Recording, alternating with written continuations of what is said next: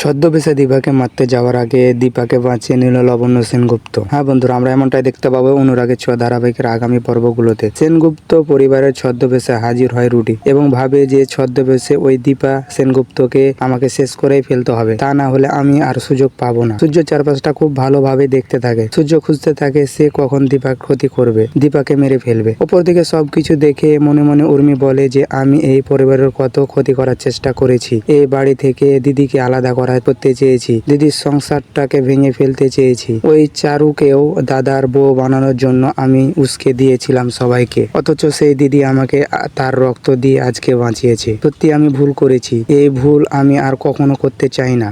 এই পরিবারটা যেন একসাথে বাঁধা থাকে সেটা করতে চাই আমি। অপরদিকে সোনা ভাবতে থাকে যে মা বাবার যেন এভাবে সারা জীবন খুশি থাকে। আমি সব কিছু ভুলে যাব ওই রুটির জন্য। আমার নিজেকে আমি এই পোশাক সাজিয়ে রাখবো না। এরপর আমি মায়ের কথা শুনবো, নতুন করে নতুন জীবন শুরু করব। নিজের জীবনটাকে রঙিন করে সাজিয়ে তুলব। সকলে যখন ভিন্ন কাজে ব্যস্ত হয়ে পড়ে, ঠিক সেই মুহূর্তে সেই সুযোগে খুঁজে রুডি দীপার পিছনে এসে দাঁড়ায় এবং যখনই দীপার উপর আঘাত করতে যাবে, ঠিক সেই মুহূর্তে লাবণ্য সেনগুপ্ত সকলকে চমকে দিয়ে হাজির হয় বাড়িতে। সেখানে হাজির হয়ে রুডিকে ধরিয়ে ফেলে এবং রুডিকে উচিত শিক্ষা দেয়, আর এটা বুঝিয়ে দেয় যে সে থাকতে দীপার কোনো ক্ষতি হতে দিবে না। এতদিন সে ছিল না, তবে এবার সে ফিরে এসেছে। এরপর থেকে সে তা ওই পরিবারটাকে আগলে রাখবে। কেউ তার পরিবারের উপর আঘাত আনতে পারবে না। এতগুলো বছর পর লাবণ্য সেনগুপ্ত ফিরে পেয়ে সকলে খুশি হয়ে যায়। দীপা তখন লাবণ্য সেনগুপ্তকে জড়িয়ে ধরে বলে যে মা, আমি সত্যি ফিরে এসেছি, আমার মন